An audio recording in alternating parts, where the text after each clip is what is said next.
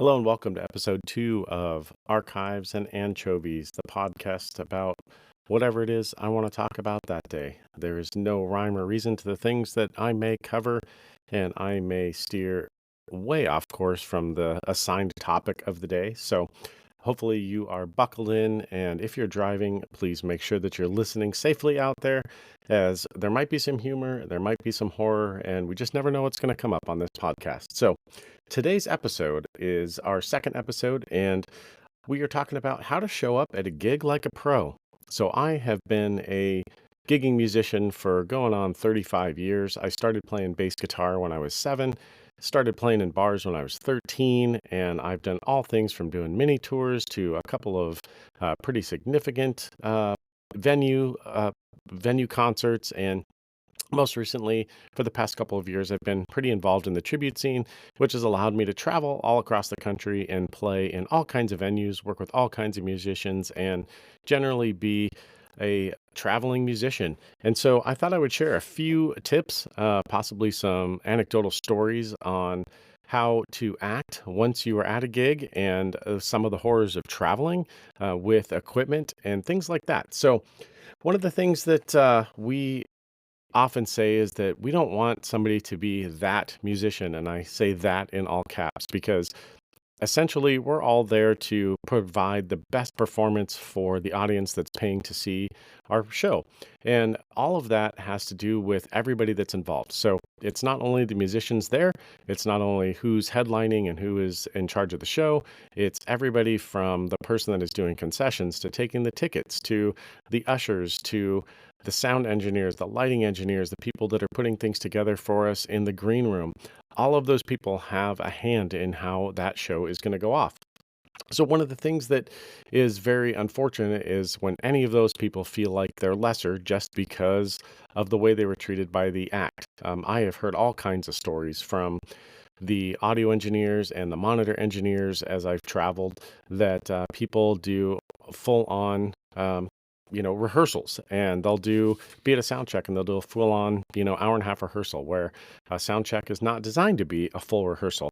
It just means that the band wasn't prepared. And I've heard horror stories where people have broken equipment during, the sound check, and they don't have equipment to be able to play for the show because they get so upset, or they drop a guitar, or they throw something, or they break something. So really, all kinds of things happen. And being a professional musician is tough enough because it is extremely competitive. There is no rhyme or reason sometimes when you maybe are removed from a gig or removed from a show that you're in the middle of. Maybe you've played 10 shows with this group and you said something to the wrong person or did something that made somebody mad, and you're removed from that troupe. And that's something that happens. So, being a professional is more than mastering the instrument, mastering your voice, and being able to put the performance on for that particular audience. So, today we're covering some of the do's and don'ts that separate pros from amateurs, some of the things that I've seen over the years, and some of the things that really I've seen that have been atrocities as well. So, when it comes to preparation, that's probably the first thing. So, a pre gig preparation and pre tour preparation is something that is critical to your success as a musician. One of the worst things that can happen is that you show up to a gig and you're completely unprepared. Not only if you are not ready to play the music, but if you haven't brought the right equipment, if you haven't learned how to use that equipment, and it really makes everybody else's job a lot more difficult. So, what preparation really means is first and foremost, you have to know the material. So, when you are a part of a group, especially like I am as a traveling musician, part of our group is in the state that I'm in, part of the group is in another state, and we just basically show up at the gig. So, if we're both on the West Coast, so let's say if we have a gig in New York for like a three show run, which happened pretty recently, we don't really have rehearsals together. So you are expected to understand your material. You're expected to understand how things go. What that means is that you have to have your own practice. You have to be able to listen and study as a professional musician and just a professional person in general to be able to learn your materials, learn your parts, learn the endings, and come prepared. Now, there's always going to be little quirks. One of the things that I love, love, love about live performance is that every night is something different. So it could be that an ending gets extended. It could be that somebody plays some interesting notes and you get to have some fun while you're on stage because they went into a wrong section. And the cool thing about it is that sometimes the audience won't even know because if you're a professional musician, you have really learned how to cover your errors and you've learned how to make it to where maybe the audience doesn't even know that you have committed that error. And it's fantastic. So, one of the key items that you do even before you leave is you have to make sure that you are packed. So, not only personal, so of course you need show clothes, you need all of the personal items, clothing. Make sure that you're checking the weather so that you have what you need for flying to wherever you're going or where you're going to be. But more critically, is that you are packing the right gear for that gig. So, there are some times that as a bass player, will have a backline instrument that is provided by either the venue or the backline company or the management company. So that means I get to travel with one bass and I get to take that on the plane. There are also times where that may or may not be provided where I have to travel with two basses. So there's a big difference in knowing what is going to be provided to you. The reason I travel with two basses is because um, if I need to, is because you could have a mechanical failure, you could break a string, all kinds of little quirky things have happened to me over the years. Strings, not so much. I did break one about a year ago.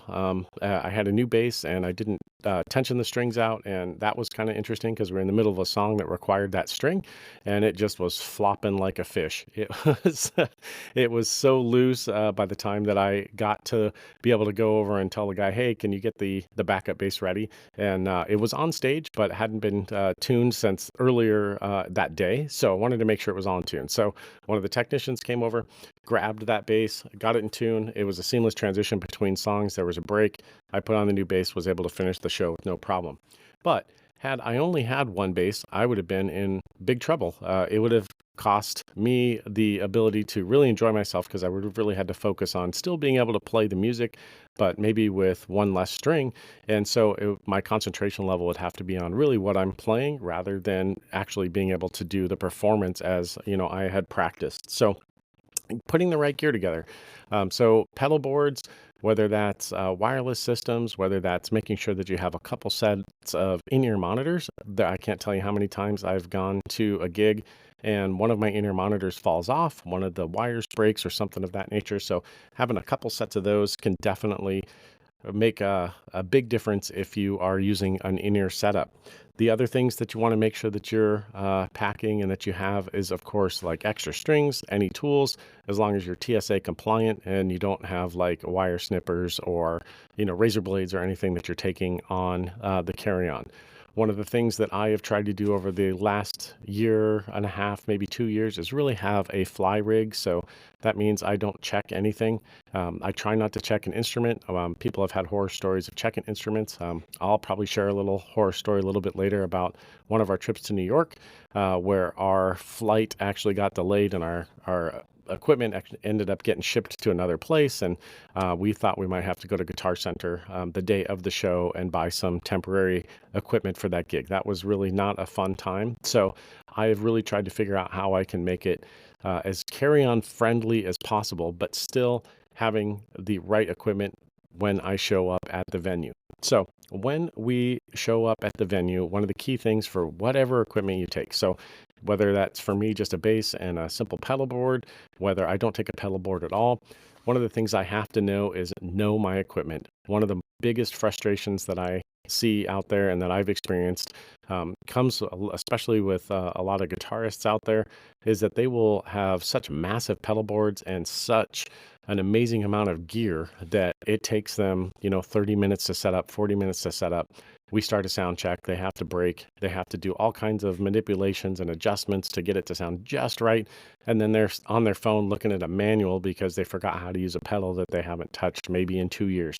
Or it's a complicated piece of equipment, one of these digital recreators, and it is not doing exactly what they want. Or also the sound engineer may ask them for something. So maybe the sound engineer asks them to curve an EQ because they're getting too much high end or too much low end, and they have to go through and it takes 5 or 6 minutes for them to figure out the menu. All of that time is time that we could be used for us to be able to practice songs, practice endings because we don't get together very often. So it causes a lot of headaches and it causes a lot of different things. So specifically to sound checks, probably the most annoying thing that anybody can do at a sound check is continually play their instrument when somebody else is trying to get their levels or get a sound or a tone. So I I'm just going to call it out. Drummers are probably the largest culprit of this for some reason, and I'm guilty of it as well. If I sit behind a drum kit, I want to hit something. You've got all this cool stuff, all these toms, all these cymbals, all the stuff set behind you, and you just want to beat the snot out of it. I totally understand why somebody would want to do that. So when you are in sound check, however, that is the time. Once you've gone through your 10 minutes of doing your sound check as a drummer, you should put your sticks down and sit in the back. And then all you need to do is you need to raise your finger, or lower your finger, depending on whether you need more or less of that particular person in the monitor. So etiquette for that is also not talking over people that are trying to get their sound check done. So me as a bass player, if the guitarist is doing it and I need something from the sound engineer, the thing that I don't want to do is if he's talking to him and trying to figure something out, that I start talking into my mic and I am talking over the people that are trying to get something done right at that moment. It's very frustrating for me as a bass player or as a vocalist when you're trying to bring out a monitor to get a frequency out that's feeding back or something, and the guitar starts doing riffs, especially if it's in that frequency that's feeding back, really causes a lot of issues. So etiquette during sound check is something that's quite important.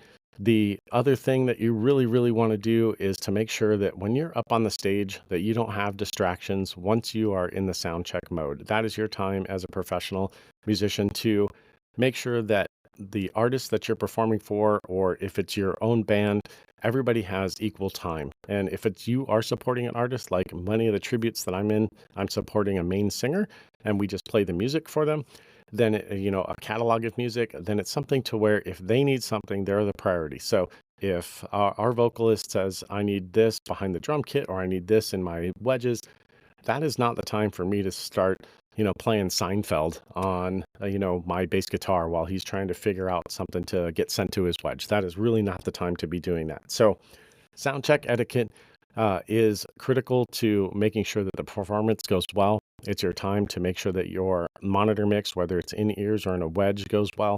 It's also the time that the house PA is fired up and the main engineer is able to get at least a baseline level. All these larger places where there are 1,500, 2,000 people, which are the things that I play in most often, these theaters, they change, of course, once they fill up with people, but you still have to have some sort of baseline. So that sound check is the time when you're running through a few songs that engineer is doing something. It's also something to where you hear the first time the actual house PA system, thumping the bass and playing really loud music, so you get a sense of what it's going to be like when you're performing.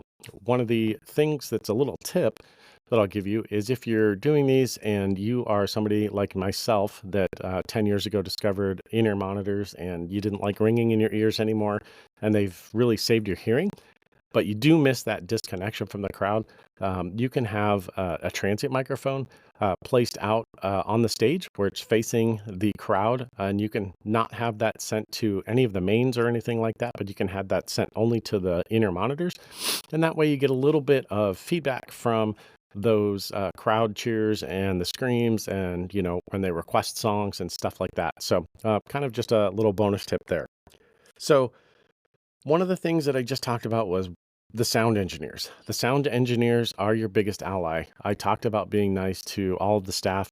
Sound engineers, lighting engineers, monitor engineers, they are really the biggest ally for your show to go off without problems. And also their goal is to make you sound as great as you can. So one of the things that I will make sure that I do is once we are done with sound check, just thank the sound engineers for what they're doing.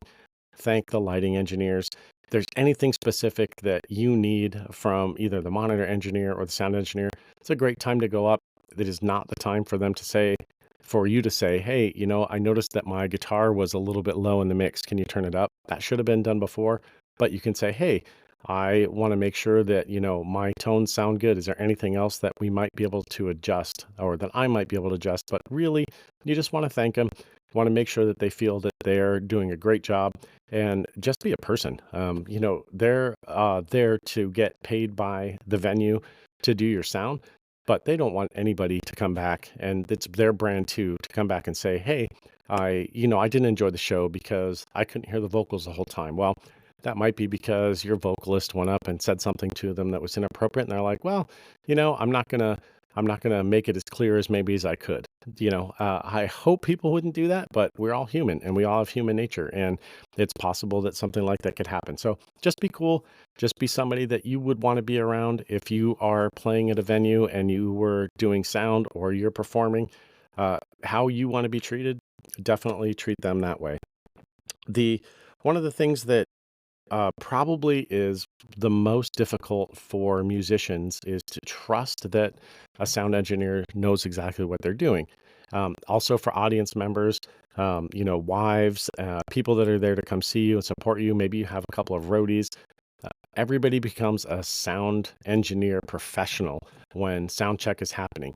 One of the key things that I will tell you is that they probably have 15 things going through their mind at that time. They're fighting different frequencies, frequency overlaps. They're trying to figure out how to get a little more bass out of the current subwoofer setup. They're trying to figure out, okay, when this place does have 1,000 people, what am I going to have to adjust for?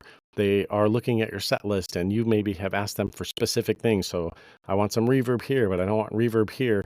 We need a big gate on the snare drum on this song, but we don't need a big gate on the snare drum on this song. There's all kinds of things that they might be processing through that you have no idea. And so when you come up to them and say, well, I've been listening to bands for 25 years and all of a sudden you're a sound engineer expert, it is not something that usually is taken very well by them.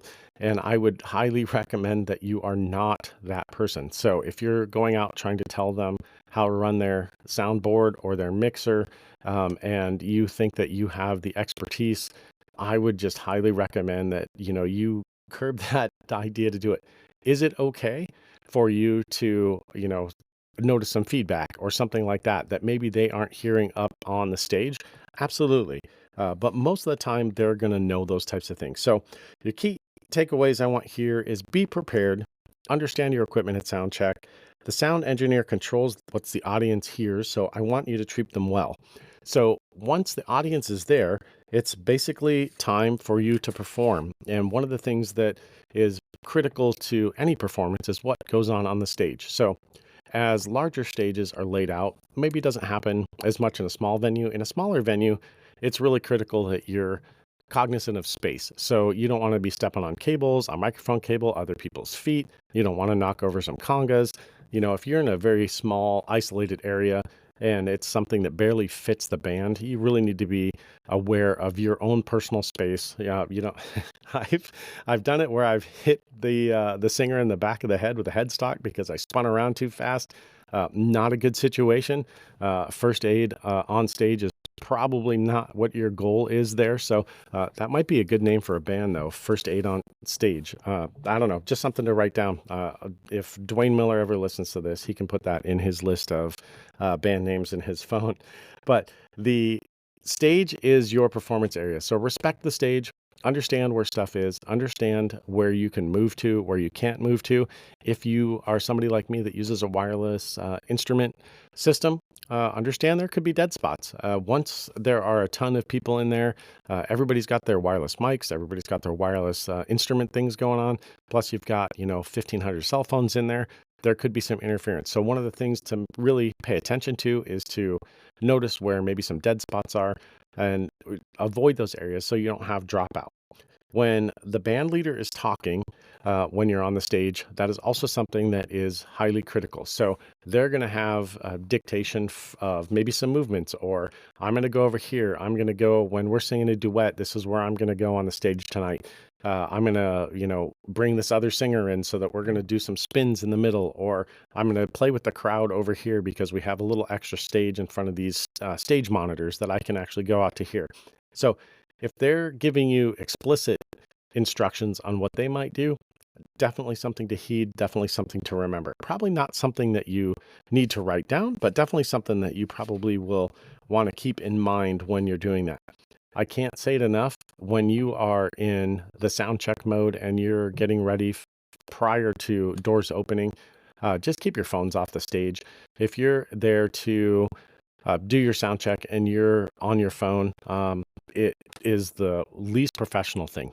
Uh, Even if your set list or something of that is on there, it really goes a long way for you to not have it on there. So part of that preparation that we talked about before, probably have a printed set list. I know a lot of people use iPads now, and I use an iPad on stage for using my monitor mix. That's okay. That's a necessary piece of equipment. Anybody can see that. If I was scrolling, Instagram or Facebook on my phone while we're trying to do sound check, that would obviously be something that the band leader would be pretty upset about in most cases. So keep your phones off the stage unless you're specifically instructed to have something. One of the only caveats to that is that it is pretty popular for people, especially drummers, to get crowd shots from behind. If they have a spot in a song where they can just stand up in a crowd and they can from behind the drum kit and they can take a picture of the crowd from the stage, obviously that's going to be okay. Set lists are another thing. I just talked about them being on the phone. Have your own set lists. If you need to write down notes for your own keys or your own patches, if you change patches, like if you're a guitarist or something, keyboardist, and you have to go to a specific thing, always a good thing to have those things written down.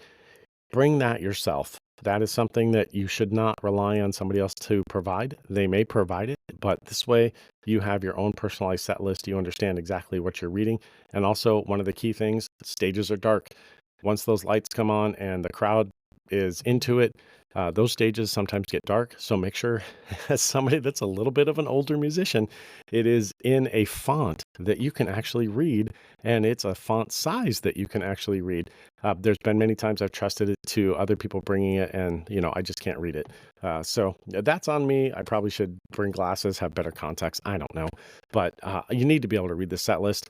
You stick to the set list unless the band leader skips something, and it's his responsibility or her responsibility to let you know that we're skipping a song. Somehow, generally speaking, you'll have a pre-meeting when you are at a gig with the sound leader. They might be thinking, hey, I am not feeling it tonight. I don't know if I can sing this song. I've got a little bit of a cold, like I do right now. My voice is a little funky because I've got a little bit of a cold right now. So they might say, hey, we're going to probably skip this song. It's going to be a game time decision, but when we get to this song, I'll give you guys a nod to skip or whether we're going to do it. So you're always making sure that you're maintaining your composure. Plan on sticking to the set list unless somebody else does that. One of the horror stories that I can tell you is that I have played with a drummer that multiple times, large venues. So we're having 1,500, 2,000 people in these venues. Uh, Same song, like 2 gigs in a row, but the gigs were like a month off. I started the wrong song twice, and there's nothing more embarrassing. And the band leader really played it off well, got the crowd laughing, and we were having a good chuckle about it on stage. Inside, we're all fuming because we know we're professionals and the crowd doesn't know that wasn't the song that we're supposed to start, but there's a lot of thing that goes into it. The guitarist has his patches pulled up. The keyboardist had their patches pulled up. I, as the bass player, had my patches pulled up, and we're just expecting a different song. So we're clicking off a song. All of a sudden, he starts into some drum beat, and we're like, what is going on? So it is not a good situation for you to be starting the wrong song if you are the people that are starting it in that show. So the other thing is that things go wrong. As much preparation, as many things as you can do to try to stave off, things from happening, stuff is going to happen. So the only thing that you really can do is not get angry. So if you are frustrated by something, it is not on the stage that you should show that frustration and anger. It's generally not frustration and anger that you should show to the people that are trying to help you get that show on the ground. So it's, don't get angry at the sound people. I have heard stories of people yelling at the engineers or giving them an earful and telling them they're, not very good at what they do and those things. Never a helpful situation. I did have a gig at one point where there was a monitor engineer, and one of the guitarists decided to curse out the monitor engineer. And the monitor engineer said, "Forget this, I'm out of here." And they just left. And now that's not on us. The repercussions of that are probably that person is going to get fired or maybe not be asked to do monitors again. But we were the impetus, and the guitarist that cursed him out, during the show was that way. So he basically did a bunch of things and shoved a bunch of the sliders, made our monitor mixes a mess, and then walked out. So not a good situation. So key takeaway: never show anger, frustration towards the engineers. Also, when you're on the stage and something happens, somebody makes a mistake. As I was talking a little bit earlier, mistakes are going to happen every show. I make mistakes every show as much as I practice. It's just going to happen. Have fun with it. The audience probably doesn't recognize it other than like those four guys that stand right at the front. If you're playing a technical song and they have their arms crossed and they're just there to judge you the entire show, those aren't the people you're trying to please. It's the other 99.8% of the people that are in the audience that are dancing, drinking, having a great time at your gig. Those four people can, just go home and suffer and block about it. That's really what they can do. So don't get mad at other people, and just be cool. It's something that will serve you really well. So as a band is part of a team, being nice to everybody is important. You're also going to have little skirmishes here and there, just maybe personally, something doesn't jive or something of that nature. But really, once you're on the stage, all of that has to go out the window. In the corporate world, they tell you to leave some of your stuff at home when you get into the office. It's the same thing. Once the stage lights goes and that downbeat hits, you're off and you're best friends. If Sting and the Police can be best friends on stage and play, up until the point where they had fights, then I think anybody could do it. I have not wanted to, play a gig because somebody said something to me before, or somebody did something during the show, but I let them know after the gig. The audience paid their hard-earned money to come see you perform. It's not something that you need to bring onto the stage so that people see that and you are not angry on the stage. You're doing this for fun. Most of us, myself included, this is a hobby. I love that I get paid and I get to fly and go all these really cool places for my hobby, but it is a hobby. Doesn't mean I'm any less professional for that. So your reputation is more important in the musician community if that's something that you are pursuing, because you're going to get recommended for other gigs potentially. You're going to be known as somebody that's easy to work with, that has their stuff together, and is going to be somebody that other people might want at their gig. There's no telling how many times people have probably said, "We don't want that band back because this one member out of maybe seven did this." But there's also times when people are like, "Hey, all those people were really cool. That band was really fun to work with. Let's get them back next year." And that's what we want. We want to have repeat shows. We want to be invited back to these beautiful venues and, perform in front of great crowds. So your reputation follows you just as much in the music community as it does in any other community. And you definitely want to have a good reputation. One other thing that I will notate is to make sure that you are set to perform your best. And that means, for me, bands like to have some drinks and things like that before shows. I certainly love scotch. It's one of the things that on this channel I'll be talking about a few times. Some pretty good scotch stories. You might hear a impersonation here and there. We'll just have to see. But one of the things that I want to make sure that I'm always in control of how much I have before a gig.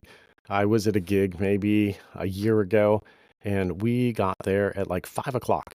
And our show was not till, I think it was 10:15 or 10:30. So there was four bands doing like 30-minute shows in front of us. And then we had an hour show after them. And so I had all that time in the bar. They also gave us like 3 free drink coupons. Somebody that likes rum and cokes and scotches. I probably had way too many. By the time I got to the stage, I could play, but I could tell I was not at my best. I couldn't tell you if I missed notes. I record every show that we do, so I went back and I couldn't hear a whole lot, but I can honestly say I don't even remember playing a couple of songs. So, not the ideal thing. So even somebody that's done this for 35 years can still make that same rookie mistake. But watch your intake of those types of things because obviously that too can affect your reputation as well. So, let's go through a really quick recap of things that you never want to do. So, don't play during sound check. Don't have your phone on the stage. Don't go off the set list when you're on. Don't disrespect any of the sound engineers, video engineers, stage monitor engineers, any of the staff whatsoever. They are there to do some great things for you, so don't disrespect them. Don't show any frustration on the stage, and don't be unprepared with your gear. That if you take anything away from here is probably the two things would be make sure you treat everybody nice and really understand how to use your gear. So, preparation, respect, and professionalism will get you a long ways to being able to have sustained gigs, being able to have other people ask you to play gigs with them, and also will allow you to have way more fun than going in and being stressed out. I have told my kids forever that people ask me, do you ever get nervous? You're playing in front of 1,000 people or 3,000 people or 500 people. Does it matter? Really? Actually, sometimes some of the smaller clubs, when people are right up stage, could be a little more nerve wracking because the larger venues, you're quite a ways away and you can mask things a little bit better. It's harder to get away with things when somebody is right there. And also, one of the other little anecdotal things that I will tell you is if you're on a small stage and you're having banter, like fun banter with, like I have a lot of fun banter with one of the guitarists in one of the bands I'm in, and there are microphones everywhere. So if you have a quiet stage or a quiet time, or even if you're just being loud, be cognizant of that because sometimes you can say things that will go out to the main crowd, and that's not a good thing either. So just be aware that there's microphones all around you, and they do pick up things, especially condenser mics on the drums. So another little tip just to for everybody that's out there. So you can get hired again with these. And you can definitely have a lot more fun if you go through these principles. And, if you're listening to this and you are a musician and you're like, yeah, yeah, he's exactly right. I'd like to hear some of the horror stories too. So if I have comments on all of these, I have this on Spotify, I have it on Apple Podcasts, I have it on Amazon Podcasts. I always have comments open. Would love to hear from you. Would love to hear some of these horror stories that maybe that you've had or other things that I'm missing. I have done this for a long time, but in putting this episode together, I put in a list of things that I recognize as things that are important to me, but there is definitely not an exhaustive list. So it definitely could be something that you would be able to share with me any thoughts, ideas, or add-ons that I'm missing here. So it's really kind of interesting, in conclusion, just to be a musician, to be out there, to be performing gigs with people that are a lot of fun to play music with and just do a performance. But there are some pitfalls that you have to avoid when you are in different venues, you're traveling. I really didn't even get into the whole traveling thing. I have an episode that's coming up that's all about TSA. I'll probably include bringing gear through TSA and things like that because I've had some nightmares going through there as well. How they treat my gear. Part of the reason that I now have devised a system to where I can pretty much carry everything on with me, including guitars, is because of some of the things that happened with getting my equipment mistreated. So that's a totally different episode. But the thing I would say is to make sure that you are really true to yourself. Make sure that you are the nicest person in the room that you can be to everybody that's around you. Understand exactly what it is that you are there to do. Have a fantastic gig. And then when you're done, as long as it's allowed by the venue and your band leader, get out there and do a meet and greet. Those people paid money to come see you. You are not the real act if you are playing like me as a tribute. I'm not the original bass player of any of the bands that I'm in. that doesn't mean people don't want to just have 2 seconds of your time to say, "Hey, thanks for coming out and giving us a great show. I love your bass playing. I love your guitar playing. I watched you on the drums all night. I couldn't take my eyes off you. Whatever instrument you play, I can't believe your voice sounds exactly like the person that we're here to see." All these people want to do is just talk to you for a couple of minutes. Everybody wants a set list as well, so just have some extra set lists. That's another little pro tip because they want set lists, drumsticks, guitar picks, those kind of things. Just take a few minutes, talk to them, do the meet and greet. Only takes about 15 minutes. People will remember that just as much as they'll remember the performance. So I appreciate everyone that's listening. I hope if you are a musician and you are getting ready to go out on the road or you've been out on the road, some of these tips might help you. It's just things that I've garnered over 35 years of being a semi-professional, professional musician. I want to thank you for listening. I hope that you'll subscribe. Episodes are planned to come out on every Tuesday, so that is the plan as of right now. Again, this is the only the second episode. I hope that you all have a fantastic day and that everything that you are trying to do comes to fruition. Have a great day.